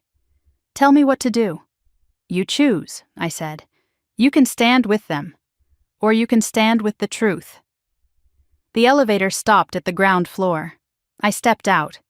He didn't follow. I didn't look back. Outside, the crowd had grown. More reporters, more former tenants, more signs calling for accountability. And somewhere among them, my mother's face appeared to me. Steady, resilient, unbreakable. My phone buzzed. A message from Daniel. Phase 4, ready. Whenever you are. I breathed deeply, letting the cold air fill my lungs. Everything was in motion now, and there was no going back. The city felt different that night, charged, restless, like every street lamp hummed with a secret it couldn't wait to spill. By the time I stepped back into the Urban Pulse warehouse, Daniel had every monitor lit up, multiple news streams running simultaneously. Headlines crawled across the screens faster than the eye could catch. Lorne Group, collapsing under federal scrutiny, whistleblower reveals unlawful displacements. Wedding disaster turns into corporate scandal, Urban Pulse founder. At center of expose, every angle, every narrative, every voice, the whole country suddenly cared. Daniel looked up as I walked in. "It's out," he said. "All of it. Crane didn't hold back." My pulse quickened. "How bad?" "For them?" he snorted. "Nuclear." On the largest screen, Elliot Crane appeared in a studio, hair windblown from hours outside Lorne Tower, face intense as he laid out the evidence in patient, devastating detail.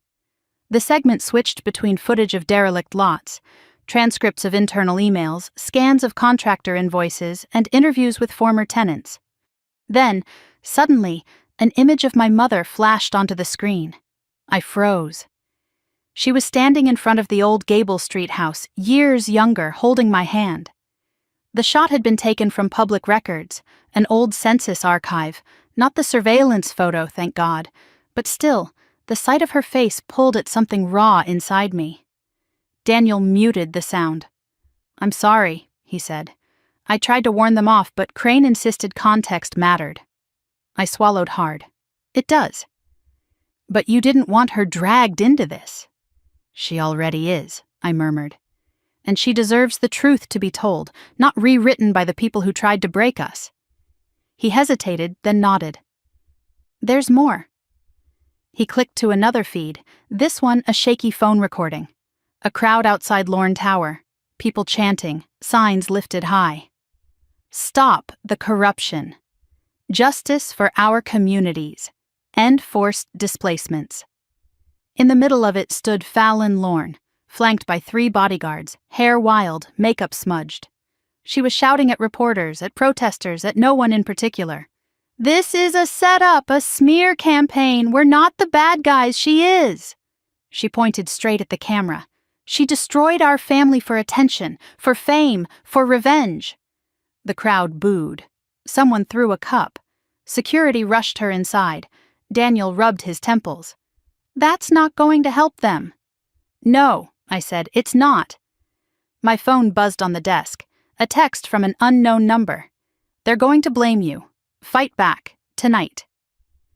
A.B. Aiden Blake, the whistleblower. I exhaled slowly. "We need to get ahead of their narrative." Daniel nodded. "I've been prepping talking points. But you need more than a statement. You need a counterattack." I raised an eyebrow. "Such as?" He motioned toward the back of the warehouse. "You should see this." I followed him to a small conference area where Talia was hunched over her laptop, typing with the intensity of someone building something that mattered. She looked up when we approached. "It's ready," she said. "What is?" "A public archive," she replied. "Everything Aiden gave us, everything Crane corroborated, everything we verified, all in one place, public, searchable, indisputable." Daniel added, "Once this is live, no Lorne lawyer can bury anything. The moment they try to spin, the receipts will be right there." I stared at the screen. Hundreds of documents, maps, legal filings, invoices, property records, emails, years of wrongdoing distilled into digital form. "Upload it," I said. Talia clicked a button. "Done." The screen refreshed.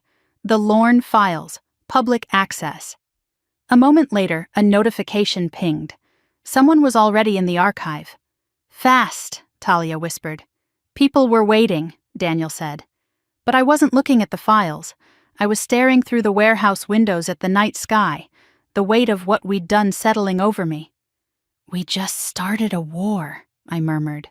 Daniel shook his head. No, they started it. You're just ending it.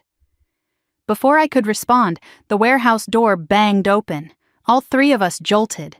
A figure stepped inside, wet from the rain, breathless, clutching something in his hand. Aiden. He looked worse than before, eyes red, shirt damp, wrist brace slipping. They know, he gasped. Someone inside the board gave your name to the private firm. You need to move now. I hurried toward him. Aiden, slow down. What happened? I was followed, he said. Not by reporters, by a black SUV. Same make and model used by Sunlight Integrated Services. My stomach dropped. They're still active, after the exposé. Of course they are, he said. Martin hired them, not the company. They're loyal to him. Daniel stepped between us. Are they following Nora? I don't know, Aiden said. But if they think she has more documents... She does, Talia muttered. I threw her a look. It's fine, she said quickly. The files are already live. They can't stop it. Aiden shook his head. They don't know that yet. They still think they can contain you. The warehouse went quiet. I felt the shift. The moment the line between corporate scandal and personal danger blurred. What do they want? I asked softly. Aiden swallowed. Silence. They're not getting it. He thrust something into my hands, a flash drive sealed in a plastic evidence bag. This is the last piece. I didn't know if I should give it to Elliot or hold it, but it belongs to you. I opened the bag, inserted the drive into my laptop. A single video file appeared. What is it? Daniel asked. Let's find out. I clicked play. The footage was grainy, time-stamped 3 months earlier, filmed inside a small boardroom. Martin Lorne sat with 4 executives, leaning over a stack of papers. This is the final restructuring plan, he said. If the Lincoln audit goes south, we pivot. We blame the community platform. We blame the human interest partnership. One executive asked, Urban Pulse? Yes, Martin said. We position Velasquez as inexperienced, unstable, overwhelmed by scale. We leak personal information. We use her backstory. Anything to shift heat. Another asked, and if she pushes back? Martin smirked. Then we remind her what we know about her family. People fold when their past becomes leverage. My hands curled into fists. Talia's eyes widened. Daniel cursed softly, but Aiden wasn't finished. Keep watching, he said. The video continued. The door opened and someone entered the frame. Grayson, young, confident, clean-cut. Martin said, Grayson, good timing. We were discussing the fallback plan. Grayson shrugged. Do what you need to do. The room went still. He didn't say anything cruel. He didn't smile. He didn't react at all. He simply didn't care. 3 months ago, long before the wedding, long before the insult, long before everything. I felt something cold settle in my chest. Not grief, not anger. Understanding. Aiden whispered, I'm sorry. I didn't know this part existed. I thought he was different. Daniel touched my shoulder gently. Nora. But I stepped back. I needed air, space, something that wasn't this. I walked to the far end of the warehouse, letting my breath come in slow, steady pulls. The man I thought I might marry. The man who said he loved me. The man who stood silently as his family prepared to destroy the work I'd built. He hadn't objected. He hadn't defended me. He hadn't even blinked. He chose them long before I ever chose myself. I wiped my eyes. Once, not for him. For the version of me who had believed he was different. Then I turned back to Daniel, Talia, and Aiden. Tomorrow, I said, we go to the city. We bring everything, every document, every file. Daniel nodded. We'll be ready. And after that, I continued quietly, we rebuild what they tried to erase. Aiden exhaled in relief. Talia smirked fiercely. It's about time. Outside the warehouse, sirens wailed in the distance. The city was stirring, waking, shifting under its own weight. Inside, the four of us stood together, surrounded by the truth. And for the first time since the wedding, it felt like the floor beneath me wasn't shaking. It was solid, ready, unbreakable. City Hall wasn't built for moments like this. The marble lobby echoed with too many footsteps, too many murmurs, too many reporters pressed against velvet ropes waiting for a piece of the story they'd been chasing for 48 hours. Flashbulbs popped like tiny explosions as I walked through the doorway, Daniel beside me, Aiden close behind, wrist still bandaged. Talia trailed us carrying the hard drives like they were sacred objects. We moved together, a small formation against a crowd that felt hungry. Voices shouted, "Nora, is it true the Lorne Group threatened your family? Did your fiancé know about the displacement records? Are you planning to pursue criminal charges?" I didn't flinch. I didn't answer. My focus stayed fixed on the chamber doors ahead. 2 tall panels of oak carved with the city seal, guards posted on either side. Inside those doors, the oversight committee was waiting. Inside those doors, the Lorne family would be forced to sit across from the people they'd hurt for decades. Inside those doors, the truth would no longer belong only to us. The guards stepped aside. The doors opened, and the room fell silent. Every seat was filled. Residents from neighborhoods affected by Lorne projects sat shoulder to shoulder, some holding folders, others clutching photographs of homes long demolished. Lawyers lined the walls. Representatives from 2 federal agencies sat in a section cordoned off for official observers. At the far side of the room, behind a long mahogany table, sat the committee. Councilwoman Reyes in the center, flanked by 4 other members. Their faces were hard, focused, ready. Across from them sat the Lorne delegation. Martin, Beatrix, Fallon, 3 attorneys, and 1 empty seat, Grayson's. My stomach tightened, but only for a moment. Then I exhaled and let it go. We took our seats at the presenters' table. The lights shifted, microphones clicked on, cameras rolled. Councilwoman Reyes leaned toward her mic. "This session will now come to order. Ms. Velasquez, Mr. Mora, Mr. Blake, thank you for appearing voluntarily. We appreciate your cooperation in this investigation." Her gaze shifted to the Lorne table. "We also acknowledge the presence of Mr. and Mrs. Lorne, Ms. Fallon Lorne, and legal counsel." Martin stiffened like he'd been forced into a chair made of nails. Reyes continued, "We will begin with questions for Ms. Velasquez. Please present any evidence you deem relevant." Daniel opened the first binder and pushed it toward me. I flipped it open, hand steady, breath calm. "The first document," I began, "is a contractor ledger from the Lincoln Renewal Project." The monitors behind us lit up with the spreadsheet, line items glowing bright against dark rows. "Payments were issued to non-existent contractors," I continued. "Invoices inflated, signatures forged, and entire neighborhoods classified as underdeveloped despite community protests." Councilwoman Reyes nodded. "And these payments were approved by Mr. Martin Lorne," I said, "and others in senior leadership." A murmur rippled through the room. Cameras zoomed in. Fallon shifted in her seat, jaw tight. I flipped to the next binder. "This document outlines property acquisitions made under false pretenses, including 1427 Gable Street." Gasps scattered across the room. "That property," I said, voice steady, "belonged to my grandmother. My mother and I were displaced before the age of due process reforms. We were not offered relocation assistance. We were not compensated. We were pushed out." Councilwoman Reyes's eyes softened. Just a moment, but enough. Daniel pulled up a map of the neighborhood, color-coded to show every family forced out of their home. A man in the back whispered, "That was our block." Another said, "My aunt lived there." A woman began crying quietly. Councilwoman Reyes cleared her throat. "Mr. Blake, please present your testimony." Aiden stood slowly.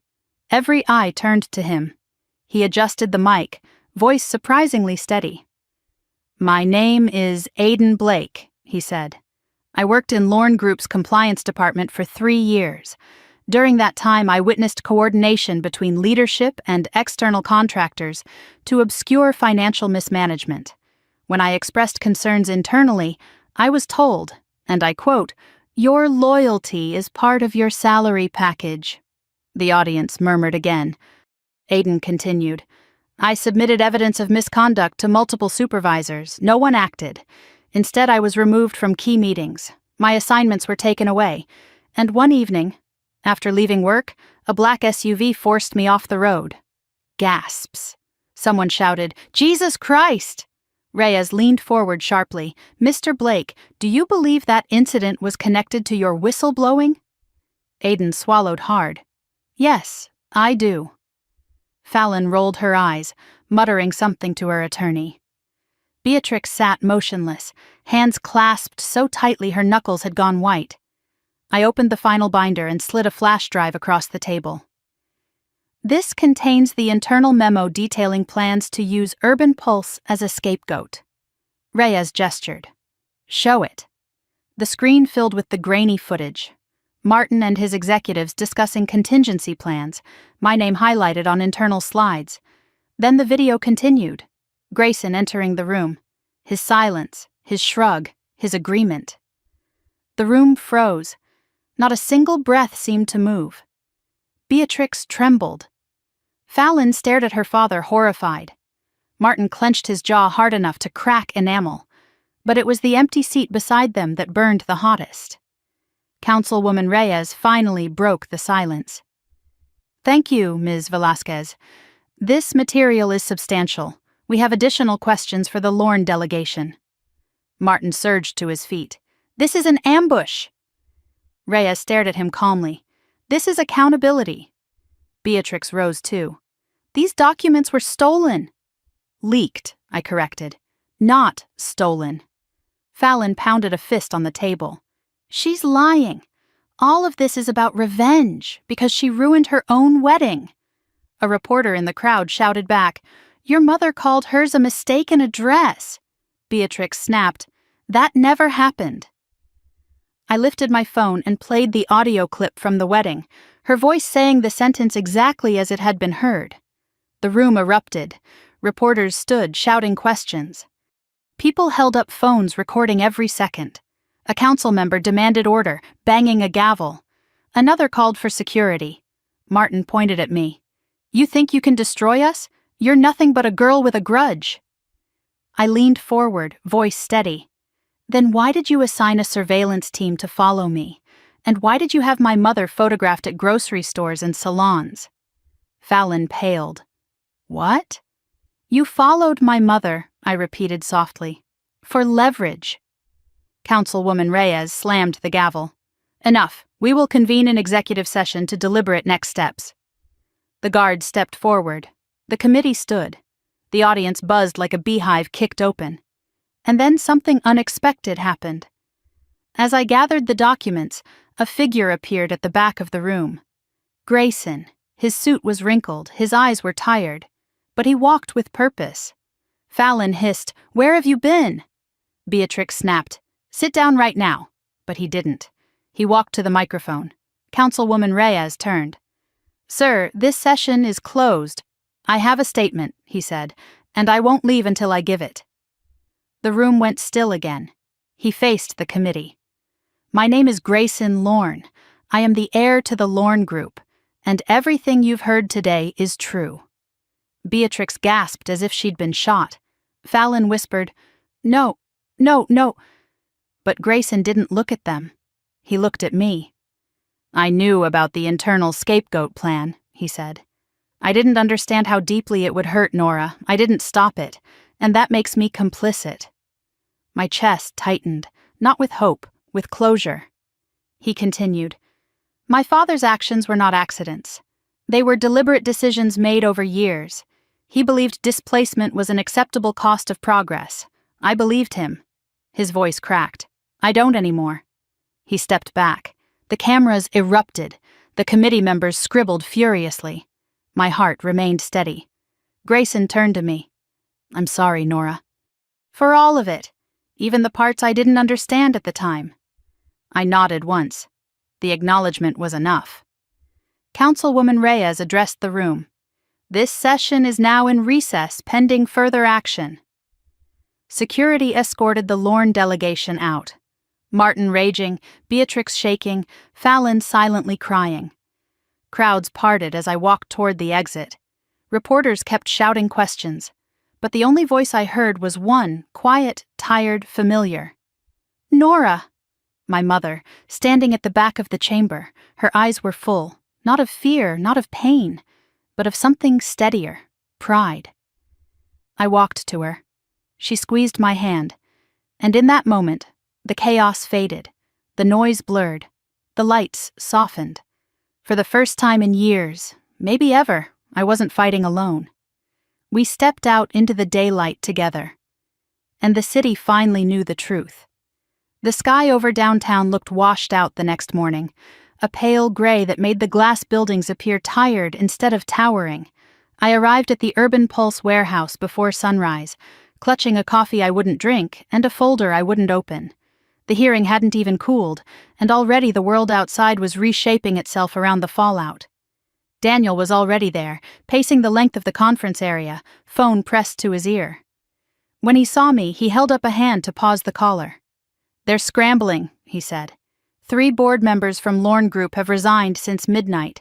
2 more are lawyering up, and we just got confirmation. Federal investigators executed a preliminary document freeze at their headquarters. I exhaled slowly. Good. That's not all. He nodded toward the wall of screens. You should see this. I walked to the monitors. Every channel, every feed, every headline screamed the same truth in different fonts. Lorne family collapses under corruption. Scandal community members speak out. We warned them for years. City announces emergency oversight plan. And then a photo of me and my mother taken when we left the hearing. Cameras caught us mid-step. My mother's hand looped gently through my arm, her expression steady, mine sharp. Daniel clicked a remote. A live segment came into view. A city reporter stood in front of the Gable Street lot, a barren patch of dirt where my childhood once lived. Behind her, neighbors had gathered, some holding signs, some just standing quietly, listening. A middle-aged man spoke into a mic. They said they were revitalizing our neighborhood, but all they did was take homes and leave wreckage. If it wasn't for that girl, Nora, none of this would have come out. A woman held up a photo of her old house. She saved us. She saved all of us. My throat tightened unexpectedly, not with pride, something heavier, something older. Daniel must have sensed it. He kept his voice gentle. You did what you said you would. I swallowed. It's not over. He nodded. No, but you bent the arc. I turned away before he could see too much. I wasn't here to be a symbol. I wasn't here to bask in praise. There was more work to do, work that didn't end just because the news cycle decided to crown a hero. Before I could speak again, the warehouse door opened. Talia slipped inside, headphones around her neck, laptop under her arm. She looked tired, but triumphant. The archive hit 10 million views overnight, she said. Servers lagged, but we stabilized. Any interference? I asked. They tried, she replied. Someone attempted to inject corrupted files into the archive at 4 a.m., but Aiden caught it. Right on cue, Aiden came out from the back office, pale but determined. His wrist brace was gone, replaced by fresh bandages. They're desperate, he said. Desperate people make mistakes. You should be resting, I said. He shrugged. Rest is for people who aren't on watch lists. Daniel muttered, Fair. Talia pulled up a new window on the main screen. We have something else. Something you need to prepare for. She enlarged a video. It was Martin and Beatrix. Together. Standing on the steps of Lorne Tower behind a podium holding a makeshift press conference. Microphones crowded the frame, reporters pushing forward. Flashbulbs strobed around them. Beatrix spoke first, voice strained but composed.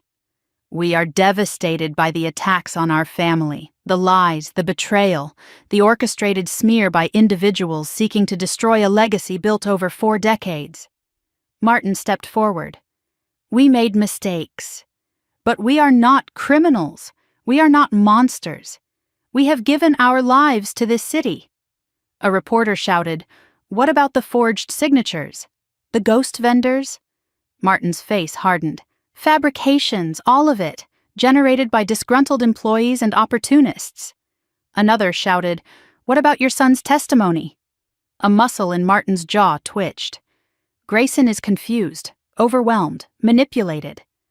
Talia paused the video. They're pushing the unstable son angle.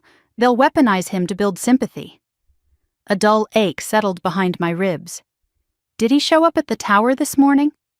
Aiden nodded. Security confirmed he tried to see his parents. They wouldn't let him in. The silence that followed felt heavy. Daniel cleared his throat. There's more. He clicked to another clip. This time the video was taken outside Grayson's apartment. Reporters crowded the walkway. Grayson stood in the doorway looking hollow, exhausted, wearing yesterday's suit with loose tie. A reporter asked, "Mr. Lorne, did you testify against your family under pressure?" He shook his head. No. Do you stand by your statement? Yes. Do you regret it? Pause. Long, painful, real. No, he whispered. I don't. The crowd exploded in noise. Daniel lowered the volume. They're going to try to destroy him. And you, Aiden added quietly, especially you. I looked at the screen, at the man who once stood beside me in candlelight, the man who let his family plan my downfall, the man who chose truth too late. I can't stop what comes next for him, I said. He has to face it. Aiden nodded. Talia tapped her laptop. You have 2 interviews in an hour, and the city wants to meet again this afternoon to plan a temporary management structure for the consortium. I nearly laughed. They want me involved? More than involved, she said. They're proposing you compile the transition plan. Daniel raised an eyebrow. You're becoming the face of the rebuild. I don't want the face, I said, just the foundation. You're getting both, he said. I ran a hand through my hair. Before I do anything, I need to see my mother. Talia softened. She was asking for you. I grabbed my keys. Hold everything until I get back. Aiden frowned. Are you sure it's safe? No, I said. But I'm going anyway. I drove straight to my mother's apartment. The moment I pulled into the lot, I saw her. Not through a window, not on a screen, but sitting on the front steps, hands wrapped around a steaming mug, gaze lifted to the sky like she was listening for something only she could hear. When she saw me, she stood slowly. Mija. I walked to her, and she opened her arms without hesitation. I didn't realize how much I needed that hug until her warmth wrapped around me. For the first time in days, I let myself soften. Just a little. She stroked my hair. You're doing so much, too much. It had to be done. I know. She kissed my temple. But I worry. I'm okay, I whispered. Really. She cupped my cheek with her palm. You are strong. But even strong girls need rest. Sit with me. So I did. We sat on the concrete steps, the morning cool around us. She handed me her mug. Chamomile tea. The same tea she used to sip while sitting outside our old apartment during late-night summer shifts, telling me stories to help me forget the noise of the world. People are talking, she said softly. Neighbors, friends, even strangers. They're proud of you. I swallowed hard. I didn't do it for them. I know, she said, but sometimes the right thing echoes far beyond your intentions. We watched the street for a while. A dog barked, a school bus rumbled by. A couple argued quietly walking past the mailbox. Normal life continued around us, unbothered by the tectonic shifts happening downtown. Are you scared? She asked. Yes, I answered honestly, but I'm not running. She squeezed my hand. Good, because I raised a girl who fights. I smiled weakly. I learned from the best. Her eyes misted. What will you do next? I looked at her, then at the horizon beyond the parking lot. Next, I said, I build something better, something real, something that won't collapse the moment power shifts. She nodded. And after that? I exhaled. After that, I see what's left standing. We sat together until my phone buzzed again. Daniel calling, telling me the city wanted me within the hour. I stood reluctantly. I have to go. I know, she straightened my jacket. Go do what you were meant to do. As I walked toward the car, I glanced back at her. My mother, my anchor, the woman they called a mistake in a dress. A woman who had become the center of a story that wasn't meant to include her. I whispered under my breath, "For you." Then I drove toward City Hall, where another room full of people waited for me. Not as a bride, not as a victim, not as an accessory, but as the woman who had finally pulled the truth into daylight. And daylight was only just beginning. City Hall felt heavier the second time I walked through its doors that day, as if the building had absorbed the shockwaves of the morning news and was now bracing for the aftershocks. The hallways buzzed with tension, staff members speaking in hushed voices, reporters darting between offices, aides clutching folders like shields. When I stepped into the planning chamber, a cluster of city officials turned toward me. Some nodded respectfully, some looked wary, and a few, mostly from departments long entangled with the Lorne Group, looked resentful. Even so, every eye followed me as I crossed the room. Councilwoman Reyes stood near a large whiteboard covered in charts and sticky notes. "Ms. Velasquez," she said, motioning me over, "we're glad you could make it." "I didn't have much choice," I said. "You have more choice than you think." She paused. "Especially now." The mayor's deputy entered with a stack of binders. "We're initiating a temporary governance structure for Lorne Urban Consortium. The goal is to stabilize projects and prevent further harm to communities." "And you want my input," I said. "More than input," Reyes corrected. "We want your leadership." I blinked. "Excuse me?" "We want you to serve as interim oversight liaison," the deputy said. "Not as an executive and not as a Lorne employee, but as the neutral party with the most insight and the most credibility." I stared at them. "I'm not a politician." "You're not," Reyes agreed. "You're something better right now, someone the public trusts." That word, trust, landed somewhere between my ribs. I thought of the woman holding her aunt's photo outside Gable Street, the man who testified about losing his store, the families who'd been waiting years for someone to listen. I exhaled. "What does the liaison role involve?" "You'll review active contracts," the deputy explained, "oversee audits, approve or deny redevelopment proposals, and guide the rollback of illegal acquisitions." "Including the ones tied to displacement?" "Yes." "Meaning, I would have authority over the very system that once pushed my family out." A part of me wanted to turn around and walk away, to build something new with Urban Pulse, and leave the ruins of Lorne's empire to the city. But another part, the part shaped by years of silence, years of watching my mother shrink in rooms where she deserved space, that part refused to walk away. "All right," I said quietly. "I'll do it." Reyes nodded once, firm, approving. "Good, then we begin immediately." For the next 3 hours, we worked through binders of contracts, spreadsheets of expenditures, and maps of project sites. Daniel joined via video, and Aiden arrived halfway through with a flash drive full of audits he'd been completing since dawn. Talia texted updates from the warehouse, her messages a steady stream of logistical support, server reports, and the occasional morale boost. But it was when Reyes opened a set of files marked Priority that the room shifted. "These," she said, sliding the documents toward me, "are the redevelopment proposals pending since last quarter." I recognized one instantly, District 9, Riverside Affordable Housing Project. I'd spoken at a community meeting about it 2 months earlier. Residents wanted upgrades, but not demolition. They wanted rehabilitation, not displacement. But the Lorne Group had planned to raise the structure and replace it with mixed-use luxury units. I flipped through the proposal. "This needs to be halted." Reyes nodded. "Agreed, we'll mark it." The next file, North End Corridor Revitalization Plan, Phase 3. Another project where dozens of families were at risk of losing homes.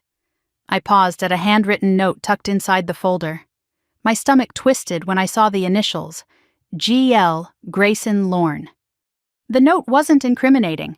It was a simple reminder about zoning variances. But seeing his handwriting felt like pressing on a bruise I'd been pretending wasn't sore. I closed the file gently. Reyes studied me. "Is that a problem?" "No," I said. "Not anymore." My voice didn't shake. We continued. By the time the clock reached 4:30, I had reviewed 26 project files and flagged 19 for immediate suspension. It was exhausting. It was overwhelming. It was necessary. Just as we wrapped the last binder, the door opened. Grayson stood there. He looked worse than that morning. Eyes reddened, posture sagging, suit jacket wrinkled as if he'd been twisting it in his hands. The room fell silent. Reyes frowned. "This is a closed session. You can't be—" "It's okay," I said quietly. "Let him in." Reyes studied me a moment, then nodded and stepped aside. Grayson entered slowly, like someone approaching a stranger's grave. He stopped a few feet in front of me, hands trembling slightly. "Nora," he said, voice cracking, "I didn't know where else to go." Daniel tensed on the video feed. Aiden's jaw tightened. Even the deputy's expression turned guarded. I kept my face neutral. "What do you need?" He swallowed. "Everything is falling apart. My father, he's blaming you. My mother won't speak to me. Fallon says I ruined her life. And the press—" He shook his head. "They won't leave me alone." None of this surprised me. But the part that mattered, the part I listened for, was the tone beneath his words. And I heard it. Fragility, regret. But not deception. He wasn't here to manipulate me. He was here because he had run out of lies to hide behind. "I'm not here to defend myself," he said. "I did what I did, and I'll keep doing it. I came because I need to say the rest." I watched him carefully. "Go on." He exhaled shakily. "I was raised to believe we were building a better city. That displacement was temporary pain for long-term good. That financial maneuvers were routine, normal." His voice lowered. "I never asked who paid the price." A muscle in my jaw strained. He continued, eyes on the floor. "My father taught me silence was strategy. That hesitation was weakness. That loyalty meant obedience. And I obeyed." He looked up, eyes meeting mine. "Until yesterday." The room held its breath. "I'm not asking for forgiveness," he said. "I don't deserve it. But I am asking for a chance to help repair the damage. Not for me. For the people my family hurt." My heart didn't soften, but something inside it shifted, just enough to hear him. Before I could answer, Councilwoman Reyes cleared her throat. "Mr. Lorne," she said, professional but not cold, "if you wish to cooperate with the investigation, we can arrange a formal deposition." He nodded. "I'll answer anything." She gestured for an aide to escort him to a separate room. Grayson hesitated, then looked at me one more time. "I meant what I said, Nora. All of it." I nodded once. Not acceptance, not rejection, acknowledgement. He left. The door shut softly behind him. Reyes turned to me. "Are you all right?" "I'm fine," I said. And I was, because the truth was heavier than heartbreak, and I had no room left for broken promises. We finished the remaining documents and stepped out into the fading daylight. The air felt cooler, gentler. People were still gathered outside, some holding signs, others holding hope. As I walked down the steps, a woman approached me, mid-50s, silver hair pulled into a bun, eyes sharp. "You don't know me," she said, "but I lived in North End for 30 years. The Lorne Group tried to buy my home in 2018. We fought them. You exposed them." Her voice trembled. "Thank you." I swallowed hard. "I didn't do it alone." "No," she said softly. "But you made it possible." Behind me, I heard footsteps. My mother stepped out from the building. Daniel must have called her. She approached with that familiar mixture of concern and pride. "You did good today," she murmured. "Did I?" "Yes," she said, "because you didn't run from the fire. You walked into it with your head high." I let myself lean against her shoulder briefly. "I don't know how much more fire there'll be." "A lot," she said honestly. "But you're ready." As we reached the bottom of the steps, the crowd began to clap. Not wildly, not theatrically, but steadily, softly, with meaning. A sound not for spectacle, but for truth. And for the first time since the night of the wedding, I felt something unclench slowly inside my chest. A beginning. Not of vengeance, of restoration, of my voice. The morning the city released its final oversight decision began quietly, the kind of soft blue sunrise that made everything look washed clean. I stood on the balcony outside the Urban Pulse warehouse, hands wrapped around a mug of coffee that had long gone cold, watching the skyline I'd fought so hard to protect. The streets below were already waking, buses sighing at stops, cyclists weaving between cars, early risers walking dogs in puffy jackets. Life moved on, as it always did, unaware of how close it had come to being shaped by people who never walked these sidewalks. Inside the warehouse, voices drifted, Daniel on a call, Aiden typing furiously at a workstation, Talia editing a clip for the community archive. It felt strange, almost surreal how normal things had become again, considering the storm we'd just walked through. My phone buzzed, a message from Councilwoman Reyes. "Final vote passed. Come to City Hall at noon. Bring your mother." I stared at the text for a long moment. Then I went to get dressed. By the time we pulled up to City Hall, the steps were crowded. Not with protesters this time, but with residents, local leaders, journalists, and people whose names I didn't know but whose faces I recognized from community meetings. Murals of District 9 and North End hung on banners. Someone had painted, "This is our city" across the top of the main rail in bold blue strokes.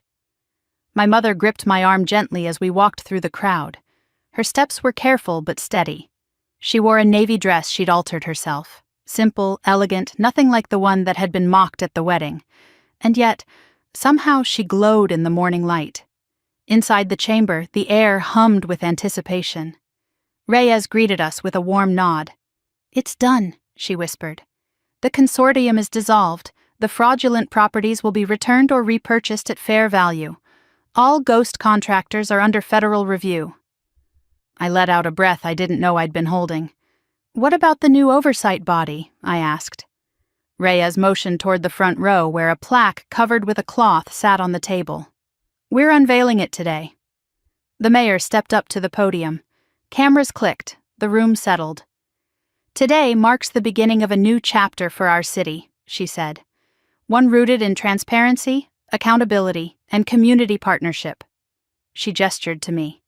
"And none of this would have been possible without a young woman who refused to stay silent. Someone who stood up not only for her loved ones but for every neighborhood overlooked or pushed aside." My mother squeezed my hand. I felt my throat tighten. The mayor continued. "It is my honor to announce the formation of the Velázquez Community Integrity Council, named in recognition of the courage, advocacy, and unwavering integrity demonstrated by Nora Velázquez." My breath caught. My mother gasped softly, covering her mouth with her fingers. Tears welled in her eyes, not of pain this time, but pride.